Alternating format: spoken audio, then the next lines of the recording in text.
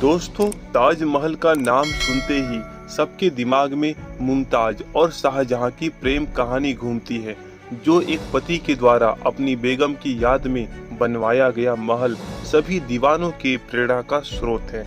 यह मैं नहीं बल्कि आगरा की रहने वाली जनता का कहना है।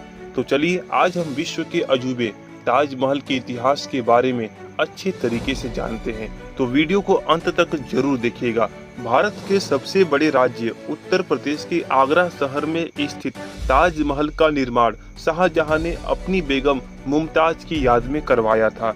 मुमताज शाहजहां की तीसरी पत्नी थी। मुगल बादशाह शाहजहां मुमताज से बेहद प्रेम करते थे। उनके इस प्रेम की झलक को आज हम ताजमहल के रूप में देख सकते हैं। सफेद संगमरमर से बना हुआ इस मकबरे का निर्माण 1643 ईस्वी में प्रारंभ हुआ था, जिसे पूरा करने में लगभग 10 साल का वक्त लग गया था।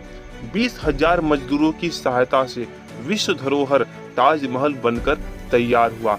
इस निर्माण कार्य में लगभग 32 मिलियन रुपया खर्चा हुआ, जो आज की कीमत के अनुसार लगभग 800 करोड़ रुपए होंगे। हालांकि शाहजहां ने सारे मजदूर के हाथ कटवा दिए जिन्होंने ताजमहल को बनाया था, क्योंकि शाहजहां नहीं चाहता था कि इसके जैसा दूसरा इमारत हो। मुमताज के निधन के बाद उन्होंने मकबरे बनाने का फैसला किया। वह हर रोज आगरा के किले से ताजमहल को देखकर मुमताज को याद किया करते थे। ताजमहल की सुंदरता को देखते हुए इसे विश्व धरोहर स्थल में शामिल किया गया। ताजमहल की डिजाइन को लेकर शाहजहां बहुत ही चिंतित थे। उसने लगभग 100 से अधिक डिजाइनों को नकारने के बाद एक डिजाइन को चुना था। ताजमहल के मुख्य द्वार के दोनों ओर सफेद पत्थर पर कुरान की आयतें लिखी हुई है। सफेद संगमरमर से बने होने के कारण बहुत ही मनमोहक लगता है। ताजमहल के बाहर एक बहुत ही बड़ा और ऊंचा दरवाजा बना हुआ है, इसे बुलंद दरवाजा कहते हैं। ताजमहल का मुख्य मकबरा एक ऊंची चबूतरे पर स्थित है। इसका मुख्य द्वार दक्षिण दिशा में स्थित है। आप सीढ़ी के माध्यम से प्रवेश कर सकते हैं।